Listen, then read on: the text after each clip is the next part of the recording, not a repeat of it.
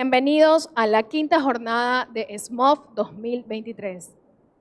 El Festival Internacional Sonido y Movimiento, en su 11ª edición, ha preparado para ustedes 31 eventos que desde el 10 al 20 de octubre presentarán diversos temas en varios formatos con el objetivo de mostrar la ciencia a través del arte y el arte a través de la ciencia.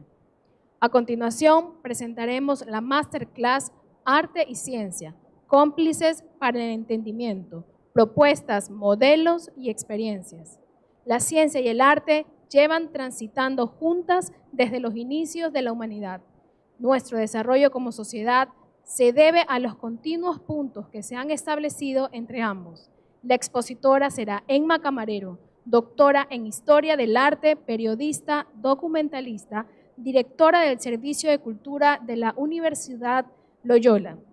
Es autora de más de 25 proyectos audiovisuales y 50 publicaciones científicas. Sus áreas de investigación se centran en la alfabetización mediática para el cambio social, la comunicación de género, la desinformación y el cine documental. Ha obtenido el Premio Extraordinario del Doctorado de la Universidad de Sevilla y el Premio de Investigación Josep Ricard Giral. Además, fue becaria de investigación de la Escuela Española de Historia y Arqueología de Roma y la Terza Università en Roma. Gracias por acompañarnos en este formato audiovisual. Disfruten de la Masterclass. Bienvenida, Emma. Ya, Blanca, la tercera vez que te lo vas a saber de memoria. Okay. Bueno, muchísimas gracias a todos, los que están online y los que están presencial en un día tan particular. Todas estas cosas las va aprendiendo una cuando llega a Ecuador en plena campaña electoral y le van contando cómo se desarrollan las cosas y te dicen que el lunes después de las elecciones es online. Cosa que tiene su lógica, teniendo en cuenta que hay que ir a votar a casa o a donde uno está empadronado y luego regresar, y aquí no es precisamente fácil moverse, ¿no? Así que como estamos como en familia, ¿no? Como digamos así, estamos poquitos aquí en la sala, vamos a intentar hacer algo lo más ameno y que ustedes puedan participar en el momento que quieran, ¿eh? En el momento que quieran, o les interesa algo más o quieran que me centre un poquito más en alguna cosa, lo hacemos sin ningún tipo de problema. Esta masterclass no voy a decir un resumen porque no tiene nada que ver con la residencia que se está haciendo. La residencia que hemos empezado esta mañana está pensada sobre todo para que los que participen reflexionen sobre el papel de la ciencia y el arte y lo que pueden hacer ellos a la hora de divulgar sus conocimientos científicos o artísticos científicos y cómo lo pueden hacer. Y esto es más bien una masterclass, y una masterclass simplemente para que ustedes conozcan un poco qué propuestas y qué cosas se están haciendo en el mundo. Sobre todo, entiendo que a ustedes les puede interesar especialmente lo que se hace en otras universidades y otros centros de investigación donde se están haciendo propuestas realmente increíbles vinculando arte y ciencia. Parece que por fin se han empezado a dar cuenta de que desvincular la creatividad del proceso científico, vincularlo solo a la creatividad y obviar la parte científica que tiene todo arte, es un error del que debemos intentar escapar por todos los medios. Y que en algunos casos ha cercenado, sobre todo a partir de la educación en los colegios, ha cercenado la propia creatividad. Eso es algo que creo que poco a poco está cambiando. Y vamos a ver qué propuestas se están haciendo en ese sentido, porque ciencia y arte llevan transitando, pues desde los inicios de la humanidad llevan juntos, y en los inicios de la humanidad nadie hacía este discurso de qué es ciencia y qué es arte. Nadie se lo planteaba. La gente creaba cosas que tenían una utilidad eminentemente práctica y cosas que tenían una utilidad eminentemente emocional o simbólica o espiritual. Y esos campos nadie se planteaba que estuvieran separados. Esta imagen de la Gioconda es muy significativa y ahora verán ustedes por qué. Ese transitar, como digo, es desde que el hombre es hombre, y el arte y la ciencia deberían de ser dos elementos que sirvan para hacer de este mundo algo mucho más amable de lo que es. Y para ello tienen que trabajar de forma conjunta. Y el arte y la ciencia y la historia está llena de ejemplos que nos hablan de cómo transitó ese arte y esa ciencia de forma junta. Miren ustedes. Traigo un primer ejemplo. ¿Alguien conoce esta imagen? ¿Conocen esta cueva? ¿Les puede sonar? ¿Puede sonar? Estamos hablando 25.000 años antes de Cristo, paleolítico. El hombre no sabe cultivar la tierra. El hombre es cazador-recolector. Y en concreto, esta imagen es la cueva de Altamira, en el norte de la península ibérica en España. Una cueva que descubrieron a finales del siglo XIX y que se considera la capilla Sistina del arte rupestre. ¿Por qué? Porque el hombre o la mujer, yo siempre digo eso, el hombre o la mujer, aquí no lo sabemos, que dibujó estos bisontes, estos jabalíes, estos caballos en la roca, la altura de esta cueva, hay que entrar agachado para poderlo ver. Hizo cosas absolutamente increíbles. Miren, si se fijan, lo primero es que creó pigmentos a partir de el machacar piedras, a partir de machacar y mezclarlo con productos que podían ser aceite, como podía ser agua, como podía ser incluso clara de huevo, para crear pigmentos que 25 años después ahí están. Bueno, más de 25.000 años después, ahí están. ¿Y para qué lo hizo? Claro, aquí empieza todo tipo de lucubraciones de carácter artístico-científico. ¿Por qué hizo este tipo de cosas? Bueno, pues la teoría más probable es porque entendía que representar la realidad era una manera de alcanzarla. Y la realidad que a estas personas del Paleolítico sobre todo le interesaba era la realidad más cercana, que era ¿qué voy a comer? ¿Cómo me alimento?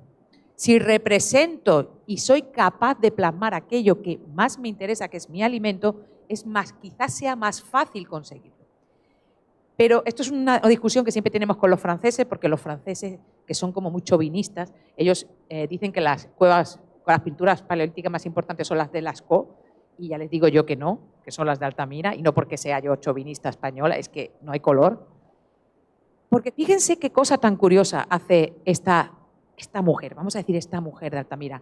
Esta mujer de Altamira utiliza el relieve de la piedra para crear volumen en las formas de los animales. Si se fijan, por ejemplo, en este de aquí, pueden ver, o aquí en esta forma, cómo ha utilizado el propio relieve de la roca, porque sabe que el animal tiene 3 dimensiones. Probablemente no entiende que son 3 dimensiones, pero sabe que tiene volumen y trata de representarlo. Pero no solo eso, en algunos puntos de la cueva hay dibujados jabalíes que tienen 8 patas.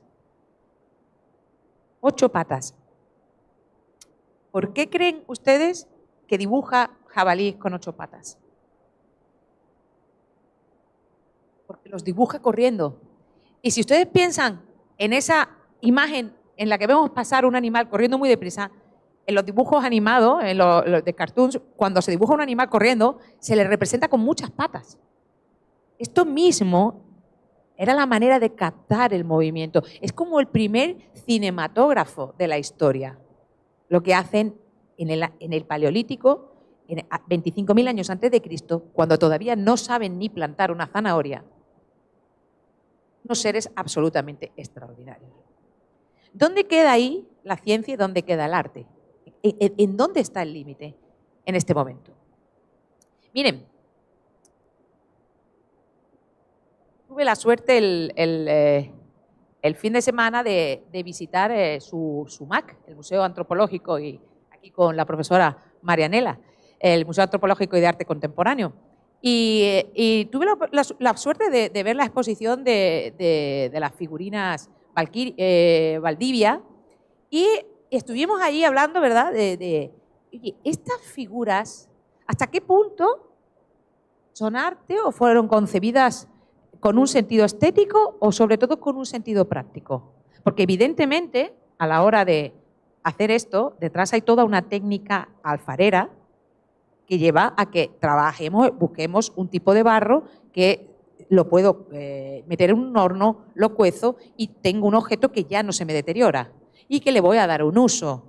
Pero puedo hacer un uso que es una vasija y punto, sin ningún tipo de intención, pero a ese uso, el ser humano, que desde el Paleolítico tiende a complicarse mucho la vida, decide que le voy a dar una forma.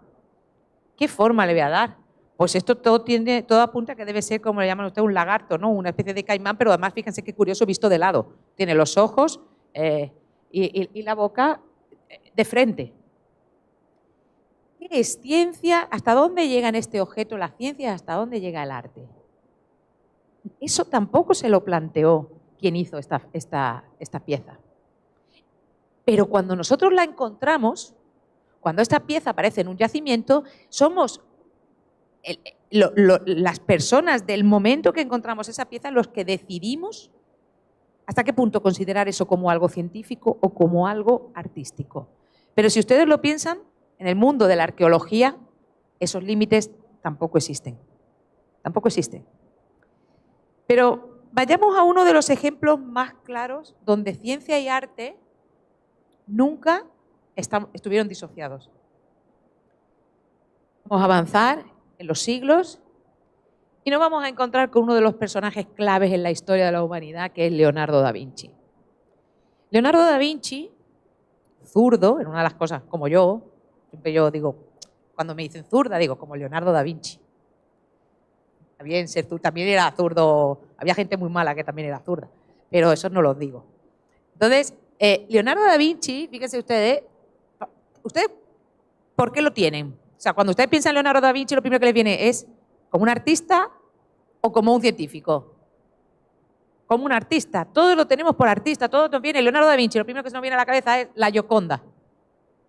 Bueno, pues resulta que Leonardo da Vinci solamente se conservan 15 obras de pintura y una es un mural que está prácticamente destruido porque una de las cosas que le ocurrió con la famosa Última Cena es que le dio por experimentar con los pigmentos.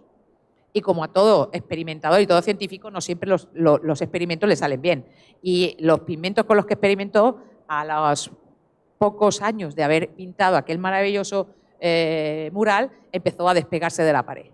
Y lleva desde entonces la famosa Última Cena, que dio lugar al libro al famoso libro ¿cómo se llama El Código da Vinci.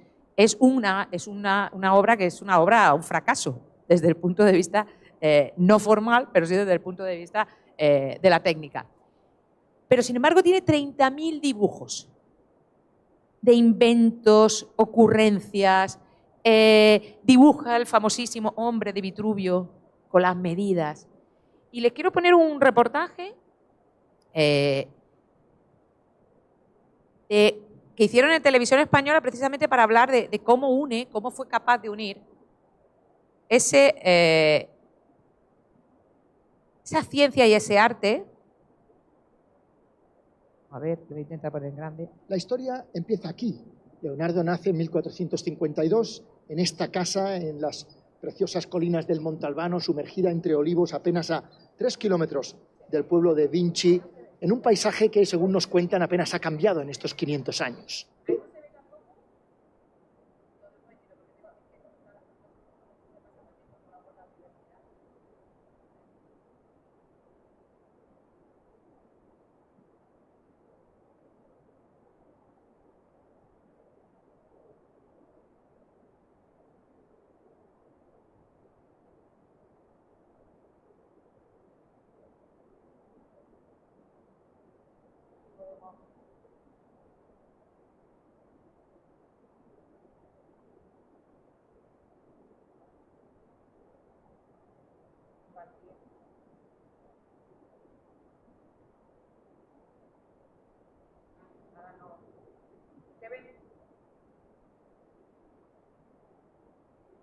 Lo que pasa por tener el modo... Vamos a duplicar. No, es un problema de duplicar la señal. No te falla duplicar la señal. Sí, o tradicional, desenchufado y enchufado otra vez, que casi siempre funciona.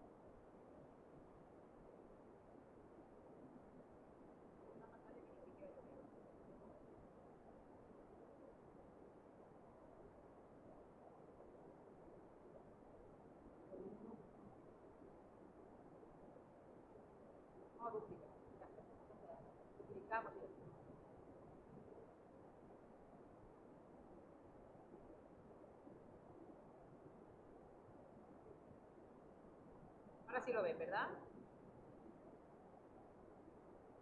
52, en esta casa, en las preciosas colinas del Montalbano, sumergida entre olivos apenas a 3 kilómetros del pueblo de Vinci, en un paisaje que, según nos cuentan, apenas ha cambiado en estos 500 años. El propio Leonardo te da la bienvenida en el sencillo museo que es hoy su casa natal, que visitan miles de personas cada año, especialmente este por el aniversario, y que conserva algunos elementos originales, como la chimenea y el escudo de la familia Da Vinci. Esta casa natal de Leonardo es también el punto de partida de una red de senderos que te permiten recorrer a pie desde aquí puntos importantes del llamado recorrido leonardiano. Por ejemplo, a 1,5 kilómetros está la histórica Casa del Ferral, con reproducciones de muchas de sus pinturas. La exposición muestra varios de los mejores cuadros de Leonardo. Son reproducciones, pero de gran calidad y a tamaño natural. La Gioconda, retrato de una dama, la Dama del Armiño y, sobre todo, la Última Cena, que, según cuentan aquí, es la única reproducción en alta definición y a tamaño natural en el mundo. El recorrido por los primeros años de Leonardo termina o empieza aquí, en Vinci, en pleno corazón de la Toscana, donde otro museo te ayuda a recordar al genio científico y sus infinitas creaciones. Su vida transcurrió en Italia, sobre todo Milán y Florencia, hasta viajar a Francia, cumplidos los 64.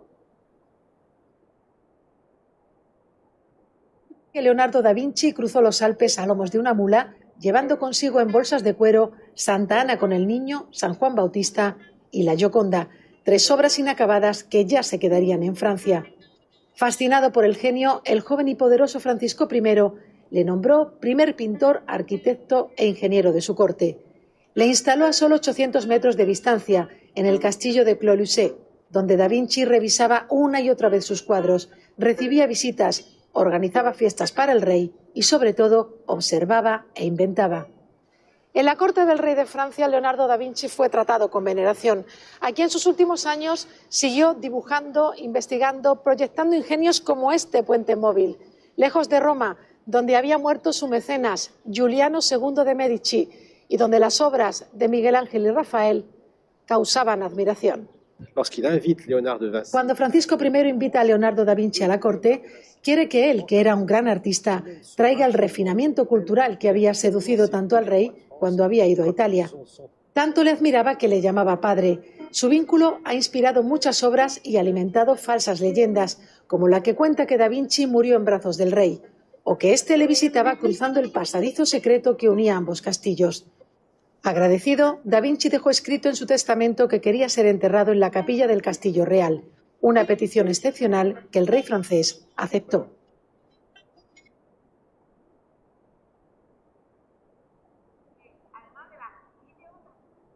Fíjense que además de las 15 obras que conservamos de Da Vinci, la mayoría están inacabadas. La mayoría están inacabadas. Y sin embargo, a pesar de esos 30.000 dibujos y toda esa cantidad de ciencia que hizo, seguimos pensando que es artista. Pero es un caso extraño, porque la mayoría de las veces, cuando se unen ambos conceptos en una misma persona, casi siempre, y esto va a ser porque el propio interesado así lo quiere, casi siempre va a ser la parte científica la que van a querer destacar. Miren, un caso también paradigmático. Los hermanos Lumière inventan el cinematógrafo a finales del siglo XIX. Ellos le llamaron el invento viajero.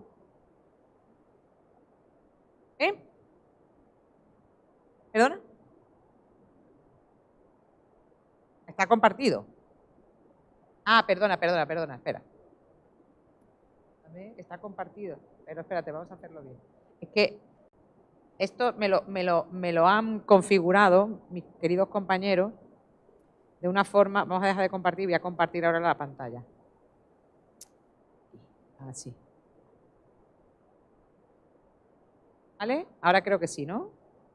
¿Ahora sí? Ahora sí, ¿verdad? ¿Estamos compartiendo?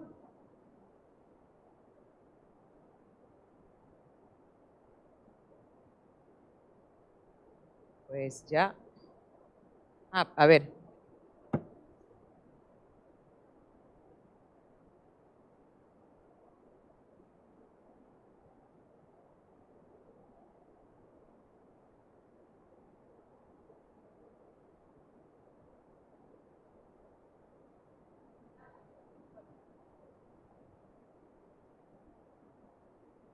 Miren ahí cómo se representaron en esa fotografía ellos mismos.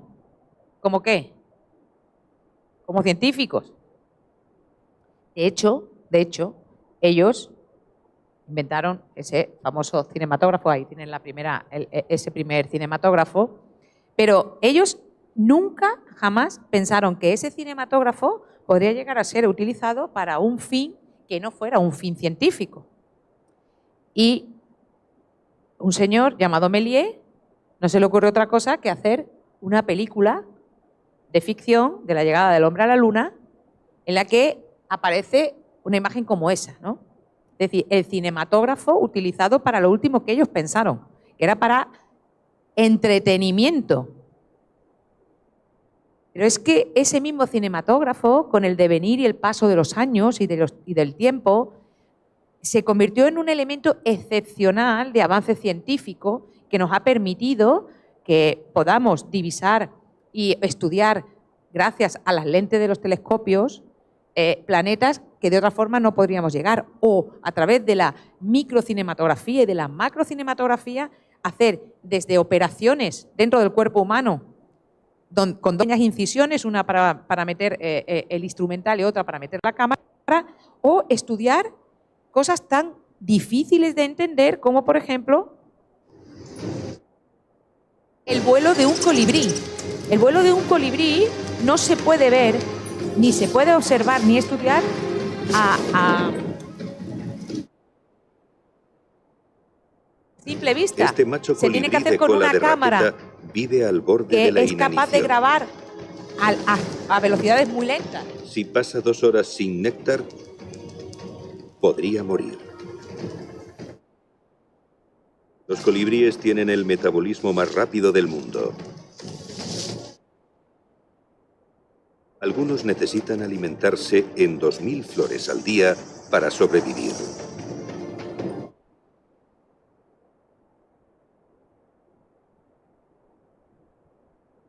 Este bosque montañoso es una de las pocas junglas que se está volviendo más húmeda. Para poder grabar ese tipo de imágenes, tenemos que utilizar unas cámaras de una precisión las gotas de lluvia increíble. son como un Y para hacerlo necesitamos todos esos avances que vinieron a través de ese invento que hicieron los hermanos Lumière. Para plasmar. Ustedes se pueden imaginar cómo es de complicado grabar una gota de agua que cae en la cabeza de un colibrí. O ese movimiento, cuando un colibrí se mueve a una velocidad más lentamente, imposible de y mantenerse entender. en el aire se vuelve más complicado. Bueno, simplemente para que ustedes lo vieran. Quieto, parado. Bueno, vamos a cambiar de diapositiva y así nos quedamos. Pero también el vídeo ha servido para hacer cosas vinculadas única y exclusivamente al arte, como por ejemplo este videoarte. A ver si conseguimos que se vea ahí. A ver. Porque con este problema que hemos de compartir, no sé si me va a dejar. A ver si me deja. Voy a dejar de compartir. Lo vamos a ver aquí. Y consigo. Si no, pasaremos al siguiente. Porque por alguna razón hay vídeos que en YouTube no te dejan incrustarlos por un... No se puede reproducir porque tiene unos contenidos de autor que sí los han dejado para proyectarlos en YouTube, pero no para utilizarlos en una proyección. Pero en mi ordenador, antes cuando estaba preparando, se podía entrar directamente se podía entrar directamente desde... Pasa que yo puedo hacer así. Me agarro aquí ahora el vínculo. No puedo porque el vínculo está aquí. A ver. No me va a dejar. Bueno, pero es un vídeo precioso donde explica a través del color las razas humanas. Pasaré el enlace porque ya les digo que aquí no lo consigo poner. Yo creo que vamos a tener ese problema con el tema de... Si ahora está compartiendo aquí. ¿No? No, ya. Voy a darle de aquí.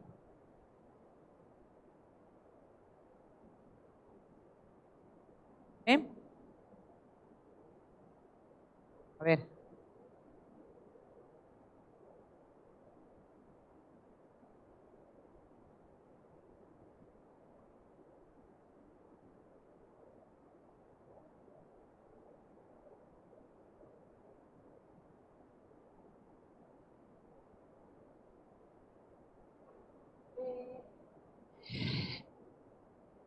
Miren, esto es un artículo de marzo del 21 en el diario El País sobre la intersección entre arte y ciencia en el mundo pospandémico. Miren lo que dice. En América Latina y el Caribe se ha estudiado el valor de la creatividad. ¿Vale? Y si hay algo que muestra el mapeo de iniciativas es que las mejores ideas surgen de la colaboración y el intercambio. Cuando las disciplinas se desbordan, las fronteras se borran y se enciende la chispa de la innovación. Sin embargo, hay lugares del mundo donde tradicionalmente se ha valorado más los aspectos científicos dentro de las propias sociedades. Pensemos en los alemanes, pensemos en los estadounidenses. Y hay otras sociedades que han valorado siempre más aspectos que tienen que ver más con lo artístico. Por supuesto, Italia, el Mediterráneo, América Latina. Hay como si yo soy latino no puedo ser un Nobel de bioquímica. Y si soy alemán no puedo ser no puedo ganar el Nobel de literatura. Es como hay una disociación social aceptada cuando no es cierto. Porque entendemos que la creatividad tiene dos formas. Una, la científica, como que efectivamente nuestra mente se divide en dos hemisferios perfectos, y uno es la científica, y esa cuando en una mente es la parte científica, que sería el hemisferio izquierdo, el razonamiento, el que impera, como que anula la creatividad de la parte artística. Como si los hemisferios del cerebro fueran elementos absolutamente estancos, sin comunicación. Recordemos que tenemos millones y millones de neuronas que están interconectadas. No existe ninguna teoría científica que explique que eso sea así. Cuando además tenemos montones de casos, como es el caso de Leonardo da Vinci, donde la ciencia pura y dura puede estar perfectamente unida a la creatividad artística y al revés. En este reportaje habla de una serie de propuestas que en los últimos tiempos han hecho grandes centros científicos del mundo para precisamente enlazar el arte con la ciencia. Y si se fijan ahí, los dos primeros son probablemente los dos centros de ciencia más importantes del mundo. Uno es el CERN, que es el Centro Europeo de Aceleración de Partículas, que es a nivel europeo, bueno, a nivel mundial es uno de los centros más importantes, pero a nivel europeo es el centro de investigación más importante que existe. Y el otro es el MIT. El MIT, ustedes saben, el Technological Institute of Massachusetts, es probablemente la universidad de carácter técnico y científico más importante del mundo, donde tienen Nobels en áreas y campos de las ciencias puras, probablemente con Harvard y Oxford las universidades que más tienen. Sin embargo, se ha preocupado de crear esos centros artísticos. Yo voy a abrir, lo digo porque como tenemos todo este problema de que si cambio de pantalla, voy a abrir todos estos centros en la página en internet, y vamos a ir viendo las propuestas que tienen y que nos están haciendo todos los días, porque son un ejemplo a seguir por cualquier institución universitaria y científica y de investigación que quiera de verdad no cercenar la creatividad o no dividir nuestro hemisferio como si hubiera una frontera a lo africano. Así, a Cartabón, a Escuadra y Cartabón. No. Así no funciona nuestro cerebro. Voy a ver si la computadora me deja hacer las cosas de una manera medianamente...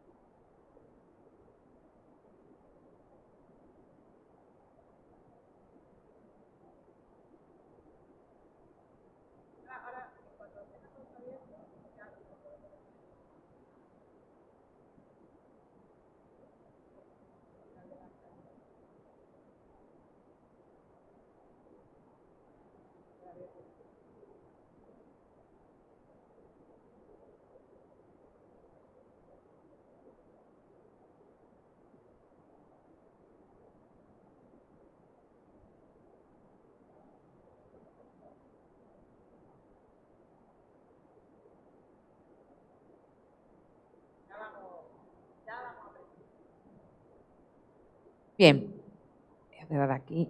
Vamos a ir precisamente con uno de los más interesantes. El CERN, el Accelerating Science. Miren cómo se llama, ArtCERN. ¿Vale?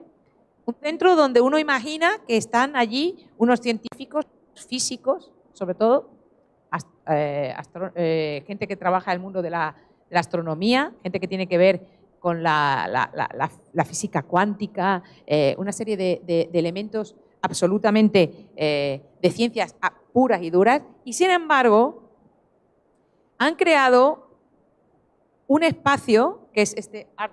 ¿No se ve? ¿Dejo de compartir? Otra vez. Vale. ¿Y ahora qué hago? Comparto otra vez.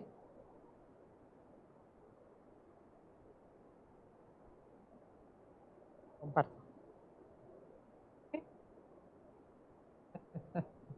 Esto es ciencia también, ¿eh? Bueno, les contaba. Miren, ¿cuáles son los objetivos de este centro? Fíjense, hasta podcast, donde científicos y artistas van a hablar de temas que les preocupan. Tienen programas para residencia de artistas, comisionados artísticos, exhibiciones y eventos. Y artistas de cualquier tipo de disciplina que hablan en su lenguaje de conceptos que tienen que ver con las ciencias. Por ejemplo, ahora mismo, entre los principales, por ejemplo, Connect Chile o Dark Matters, podemos ver algunos de estos proyectos, ¿vale?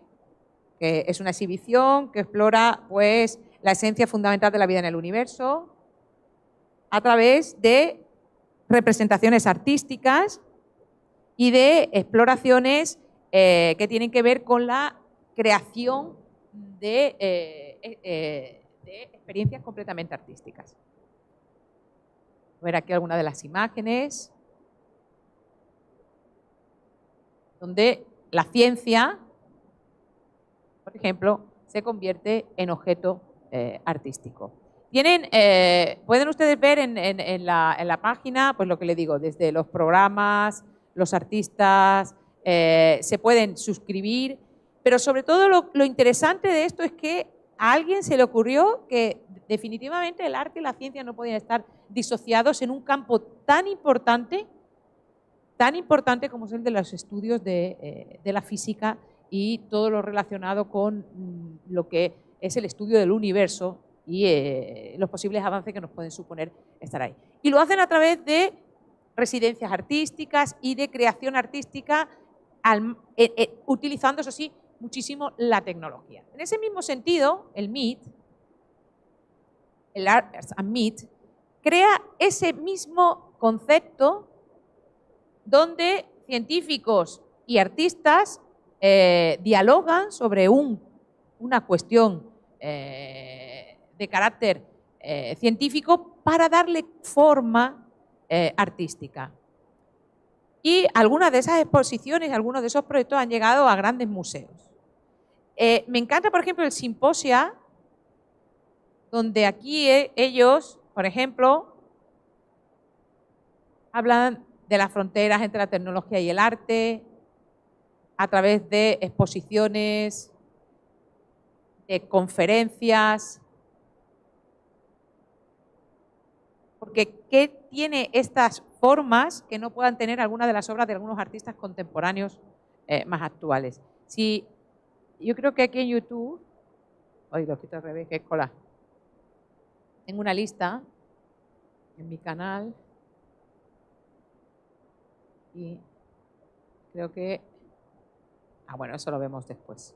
Esto, para que vean ustedes, es el caso del MIT. O sea, estamos hablando de dos de los grandes centros de investigación del mundo, de investigación científica, de investigación de la ciencia, que han decidido apostar de una forma clara y contundente por borrar esas líneas que en teoría separaban el arte de la ciencia. Voy a ir más allá, digitalizarte. Yo, en general, odio todos esos nombres que dicen alimentarte, digitalizarte, emocionarte.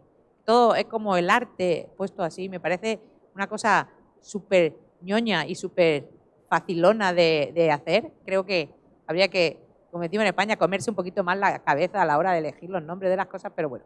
Pero esto está muy bien, porque esto es un programa formativo para apoyar la difusión de la cultura a través de su digitalización, pero lo que, aparte de que es gratuito, va a utilizar a personas, sobre todo youtubers e influencers, para hablar de ciencia y para explicar la ciencia en todos los niveles. Entonces, en este programa, ahora vamos a ver el tráiler del taller, por ejemplo, dice: aprende a crear y optimizar un canal cultural en YouTube. Vamos a ver. Hay una serie de programas, te puedes inscribir, y aquí tenemos a los embajadores. Algunos de ellos, miren cuántos suscriptores tienen en YouTube. Físico, fundador y director creativo del canal de YouTube Quantum Fracture. Más de 3 millones de suscriptores. Señores, este chico desde luego sabe comunicar la física. Casi 700.000 suscriptores. La gata Schrödinger, será en alemán. Es periodista y divulgadora científica. O, por ejemplo, 5 millones de suscriptores, el caso de Javier Santaolalla, que es muy conocido, que es un ingeniero de telecomunicaciones, máster en física, y desde hace 10 años tiene 3 canales, que vamos a ver ahora alguno de ellos, que date un blog o date un short. Pero estos, casi 1 millón de suscriptores, 2.250.000 suscriptores. Fíjense si este chaval de aquí, Marcos Alberca, tiene pinta de científico al uso. Para nada. Para nada. Sí, parece un cantante de eso, de va a cantar reggaetón o que nos va, o rap. Y sin embargo, se dedica en su canal a fomentar todo lo que tiene que ver con la fotografía desde un punto de vista técnico. Y así todos ellos son embajadores que lo que tratan de hacer es, a través de sus canales de YouTube, divulgar la ciencia de una forma creativa y cultural. Miren, vamos a ver aquí, por ejemplo, en Quantum Fracture, cómo hace un vídeo, vamos a ver un trocito de los átomos no son así. Para que vean un poco. Hoy quiero desmontar el que seguramente sea el mito más extendido de toda la física, que los átomos tienen esta pinta. Esta imagen del átomo es una antigualla que llevamos arrastrando los últimos 100 años. Y entiendo por qué. A nuestro cerebro de simio le cuesta mucho menos identificar un átomo utilizando diagramas como estos que mostrándole la extraña vida real. ¿Qué demonios? Si yo soy el primero que los usa.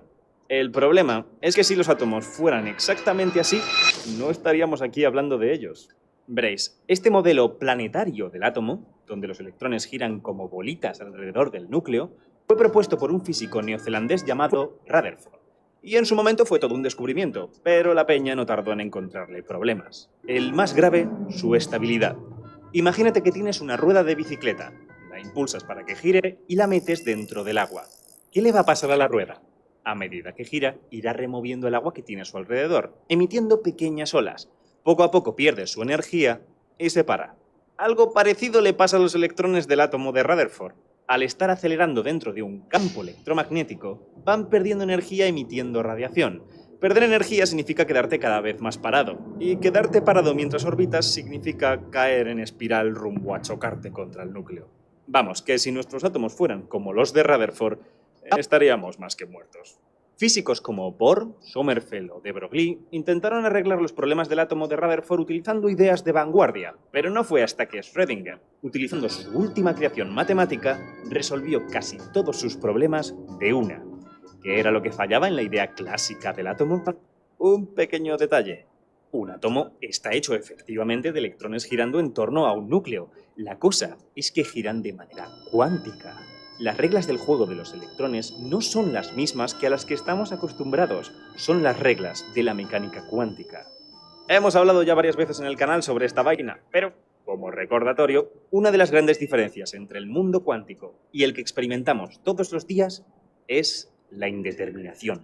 Los objetos cuánticos, como los electrones, no tienen por qué estar en un lugar del espacio concreto o moverse a una velocidad exacta. La mayoría de veces, estas cantidades están indeterminadas, no tienen un valor específico. Girar es una de ellas. Por eso, la manera correcta de visualizar al electrón girando no es a través de una órbita. Era simplemente para que vean. Miren que yo, por ejemplo, cuando vi este vídeo, por fin me enteré de qué era el movimiento cuántico. Que todo el mundo hablamos de los cuánticos, nunca había entendido qué diferencia había entre el movimiento normal y el movimiento cuántico. Y por supuesto no tenía ni idea de que los átomos no eran como yo pensaba que eran, como todo el mundo pensábamos que eran, ¿no? Los ajenos a la materia. ¿Qué ocurre? Que en este canal, que tienen, por ejemplo, Quantum Factor. Hoy quiero desmontar el que seguramente sea. Si yo voy al canal, que lo debo de tener por aquí, al canal de ellos, el de digitalizarte, vamos a ver que lo tengo aquí, tengo el vídeo arriba, veremos lo que quieren hacer y díganme si no les parece algo realmente interesante. Esto es algo muy interesante. Que la voz está en la máscara. Parece una obviedad, pero el consejo más importante para aprender a dibujar es dibujar. Técnicamente son partículas que tienen spin semientero. Así que no es raro que este fuera el primer planeta descubierto gracias a las matemáticas.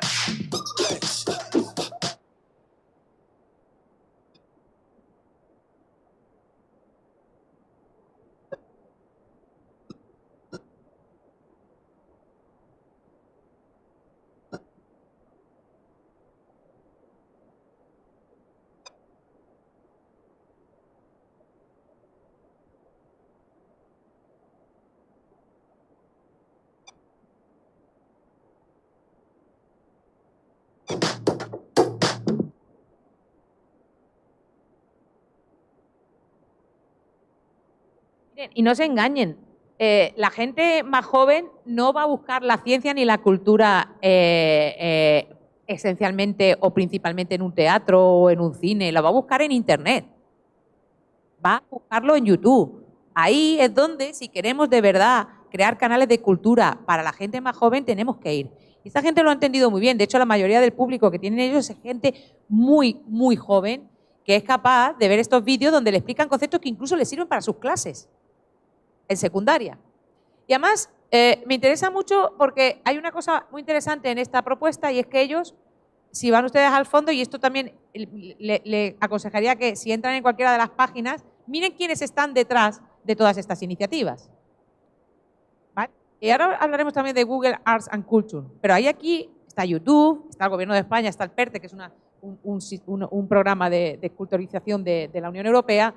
Y si vamos también a cualquiera de las otras agencias, veremos, por ejemplo, también en la HATEC de Barcelona, como, algún punto está por ahí, que aparecen muchas entidades que tienen que ver con el mundo que apoyan el mundo de la cultura a través de la ciencia. El HiTech de Barcelona se dedica sobre todo también a hacer, he intentado traducirlo al español, pero no te dejan. Ustedes saben que los catalanes son muy suyos para la cosa del idioma, entonces ven que no me lo traduce ni al español ni al inglés, entonces que le tengan más manía al español que al inglés, tampoco traducen al inglés, aunque aquí aparezca que hay también en inglés. Pero bueno, son actividades donde utilizan, por ejemplo, arte como metadisciplina, tratan de buscar esos nexos de unión entre una realidad y otra, diluyendo siempre esos límites, ¿vale?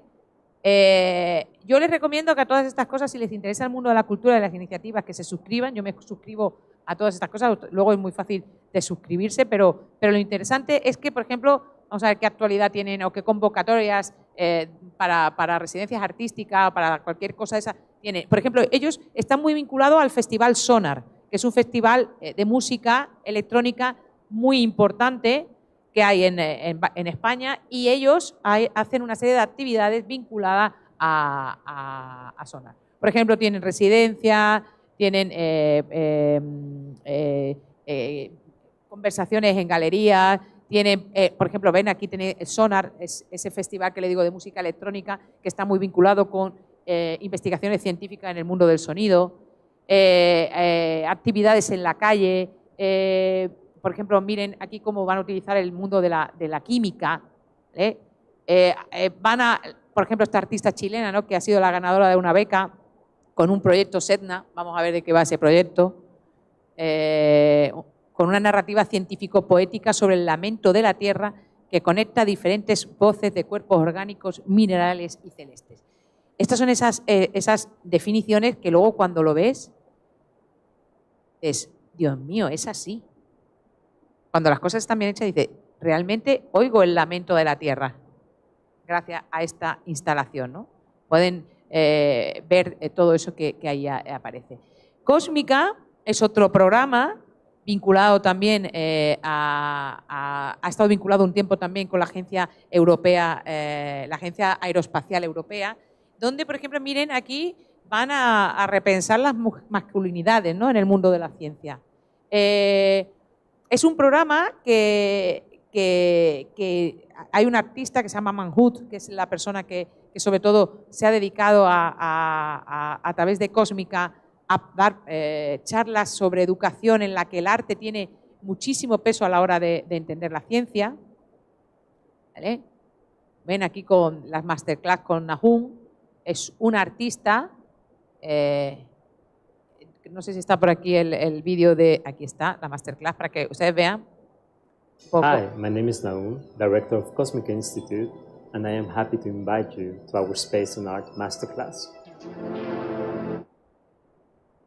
More than a decade of experience collaborating with space agencies, including artistic zero-gravity flights and interactive installations on the International Space Station, I'm here to share what I've learned. Artists have always ignited the imaginaries of space travel, and now it's your turn. In just 5 weeks, you will learn the historical aspects of space and art, from the ancestral cultures that looked up to the use of technologies for art making. You'll discover useful tools to develop your own projects by accessing the international space community, collaborate with experts, and use space technologies to bring your projects to life. Sign up now on our website or just leave a comment and we will send you all the information so you can join me in this journey. Es un poco la reencarnación de Prince, ¿verdad? ¿Ven así? Ahí parece la reencarnación de Prince. Pero fíjese qué curioso, ¿no? Él es un ingeniero que un día se decidió transformarse casi en artista. Bien, vamos a...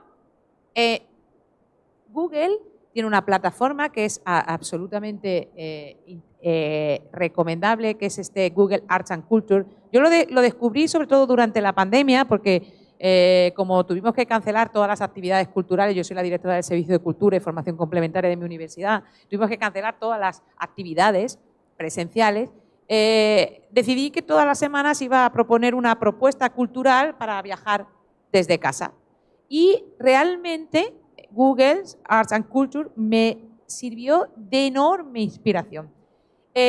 No solamente desde un punto de vista del concepto cultural, sino también para los niños. Mire, una de las cosas que más tienen juegos, el Museo del Día, miren, el Museo del Día hoy es el Reina Sofía de Madrid, pero una de las cosas que más he utilizado y que me pareció más curioso, la nueva objetividad, es el estudio de las cosas por colores. ¿Cuál es tu color favorito? A ver, elíjanme un color. ¿Cuál? El azul. Este. Vamos con el azul y ahora vamos con el rojo. Miren.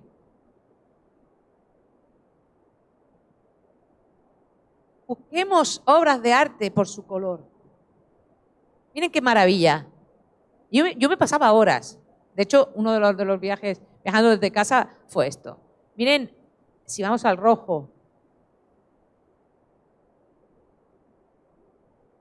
Luego, lo mejor es que podemos entrar, por ejemplo, esta que es una obra muy conocida, creo que es Dante, no, de Cosme de Medici, donde podemos entender, donde nos van a explicar dónde está, nos van a explicar esta obra qué significa y podemos explorar el mundo del arte a través del color. Miren, nunca elegiría yo el marrón, ¿no? Casi nadie, pero miren. Y no solo eso, sino que además de esto de descubrir el mundo por colores, podemos también, es que, miren, es infinito, miren, infinito, cada vez los museos van metiendo más y más y resulta una cosa absolutamente infinita. Voy a cargar aquí, que no quiero salirme de aquí. Así me deja, ahí ahora. Miren, en blanco o el gris. Página principal, vamos a la página principal. Porque quiero ver más cosas. Por ejemplo, hay partes dedicadas a la ciencia. Miren, por ejemplo, aquí. Pero hay una parte, por ejemplo, explorar en 3D. Podemos explorar lugares en 3D. Cómo conectar Leonardo da Vinci con los dinosaurios. Realmente es todo un mundo de descubrimientos.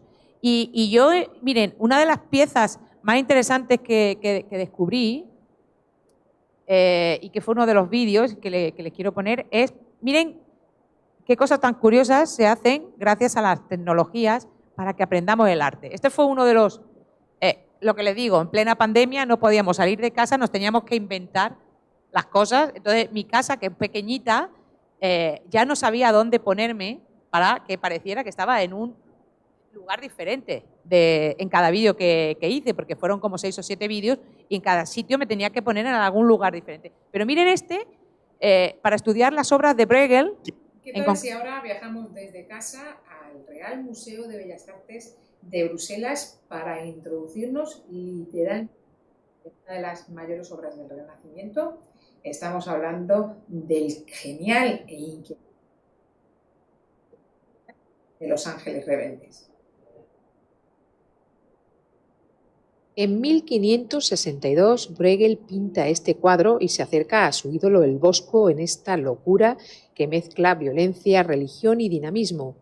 Un totum revolutum de figuras humanoides y no tanto, en plena batalla campal basada en una lectura muy personal del Apocalipsis. Pero lo increíble de este viaje es que está diseñado como una experiencia inmersiva que permite explorar la caída de los ángeles rebeldes como nunca antes. Detalle por detalle, la pintura cobra vida frente a nuestros ojos. San Miguel es el general del bando de Dios y lo vemos en el centro del cuadro, dirigiendo la batalla. El bando de los ángeles rebeldes es representado por Bruegel con las formas más monstruosas imaginables, híbridos que van desde peces a insectos, pasando por aves y anfibios, moluscos, plantas y todo esto minerales. Es una captura de pantalla, y por supuesto, humanos, en donde todo eso lo pueden hacer ustedes entrando ellos. en el vídeo en YouTube. Todo, para descubrir el cuadro desde La dentro. oportunidad de acercarnos y meternos dentro del cuadro a nuestro antojo, con los ángeles y seres monstruosos cobrando vida, nos permite descubrir detalles increíbles que se hacen aún más nítidos y reales si utilizamos unas gafas de realidad virtual.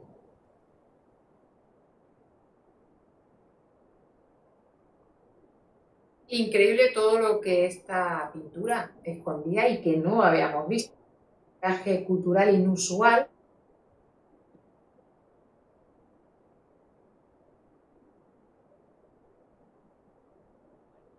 Como ven, el mundo de la cultura, de la ciencia y del arte no tendría por qué... vamos a parar. Aquí no quiero yo. Vamos a ir terminando. Simplemente a ver si consigo ponerlo desde aquí. No me va a dejar, tengo que entrar. Sí me va a dejar. Miren, por ejemplo, cómo el arte y la ciencia pueden caminar juntos de la mano de la creatividad y de la tecnología.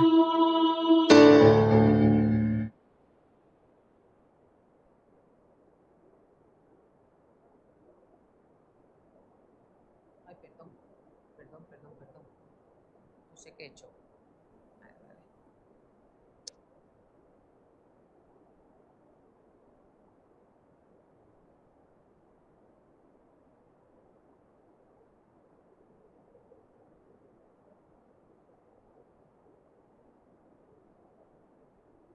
Ecuador, que es un país donde la danza tiene tanto peso, donde queremos conservar las tradiciones,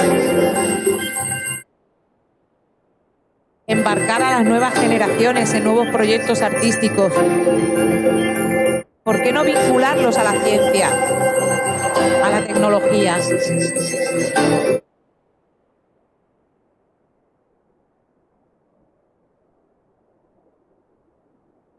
No es menos ciencia porque sea más emocionante, ni es menos arte porque sea más tecnológico.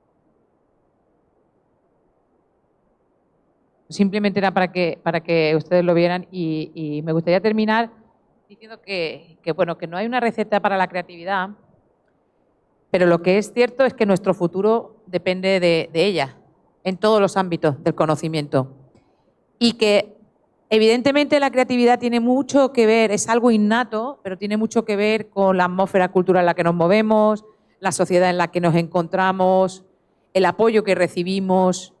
Todo eso es esencial para poder ser creativos, para poder generar cosas originales que cambian el mundo. Y sobre todo, también hay que ser creativo para replantearnos las ideas convencionales y buscar ideas nuevas, como que el átomo no era como pensábamos que era. Porque si no, las ideas se convierten en la Tierra es plana y ya sabemos que la Tierra para algunos está volviendo a ser plana otra vez. Así que con esto quiero terminar mi intervención. Espero que les haya resultado interesante. Estoy abierta para que, si quieren hacer alguna pregunta, encantada de contestarle. Muchas gracias.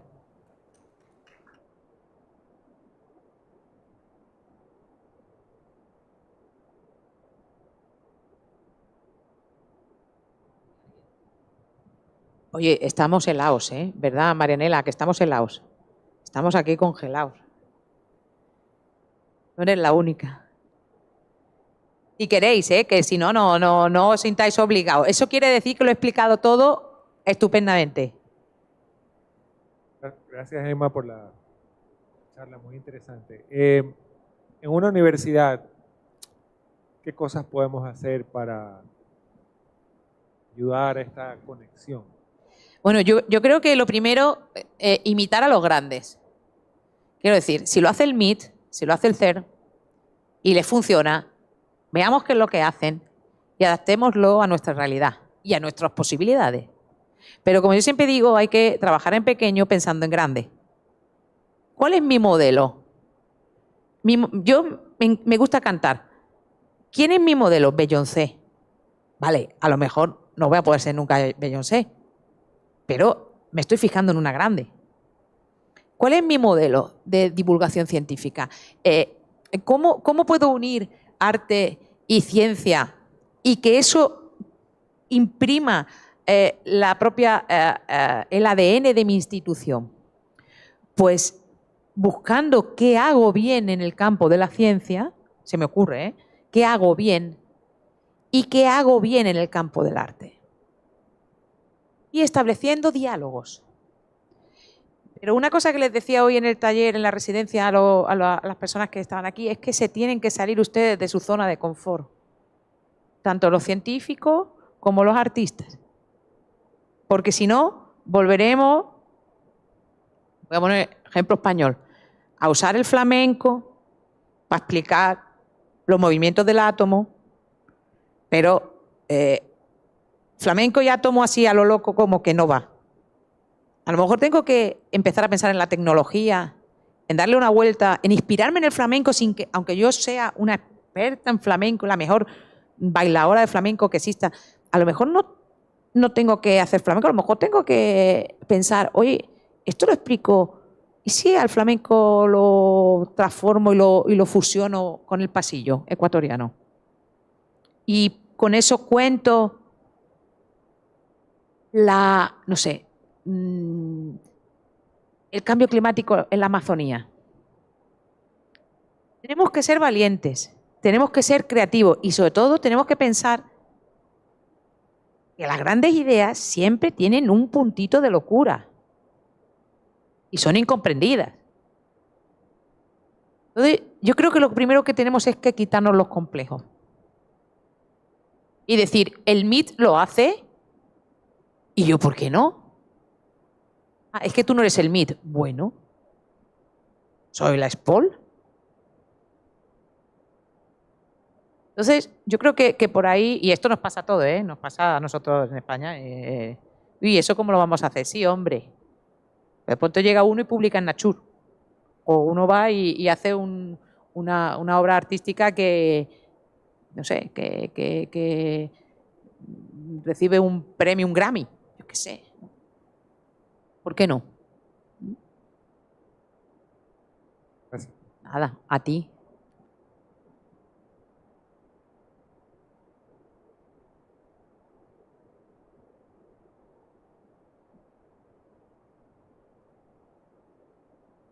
Hola, buenas. ¿Qué tal? Un gusto.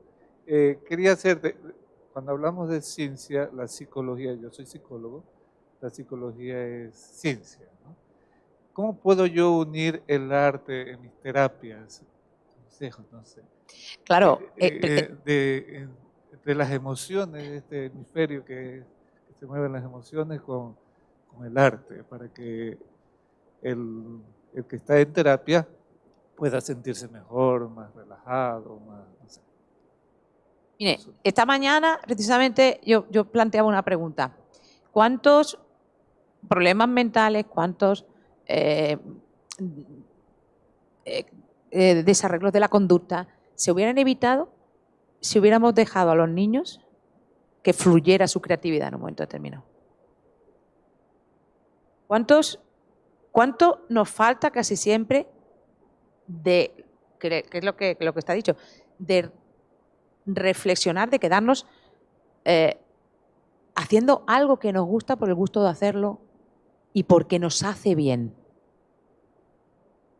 Existe, bueno, y además si eres psicólogo, usted lo conoce mejor que yo, pero existen terapias con animales, terapias que tienen que ver con la pintura, con utilizar materiales para hacer esculturas en barro, para todo ese tipo de cosas.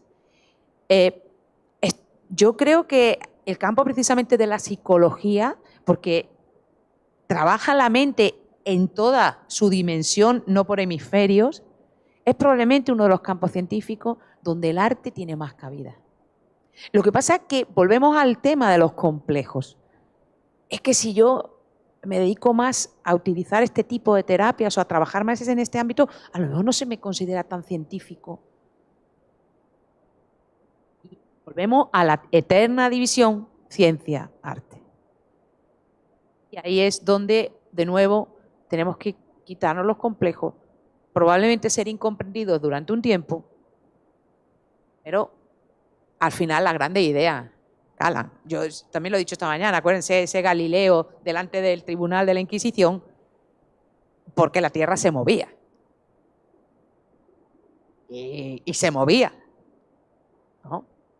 Entonces, yo creo, por ejemplo, que el campo de la psicología es una de las ciencias, por la dimensión que tiene la mente humana, en la que más se podría investigar cómo el arte beneficia al ser humano. Yo el otro día ponía una publicación en LinkedIn y a mí me gusta mucho dibujar para relajarme y decía, y precisamente en LinkedIn ponía un dibujo mío y lo que decía era, si quieres tener la cabeza serena, poder enfrentarte al trabajo con energía, te tienes que dedicar de vez en cuando a lo que de verdad te relaja y te gusta. Tener la cabeza. Entonces, creo que tenéis Yo tengo una hija estudiando psicología, aunque no sé yo si esa va a ser una buena psicóloga porque está... Bueno, todos los psicólogos tienen su punto. A mí esta me preocupa mucho. Nada. Bueno, pues si no hay nada más, yo muchas gracias por vuestra atención y es un placer estar aquí en este campus tan bonito y en esta ciudad mucho menos peligrosa de como la pintan y muy, muy interesante desde el punto de vista cultural. Muchas gracias.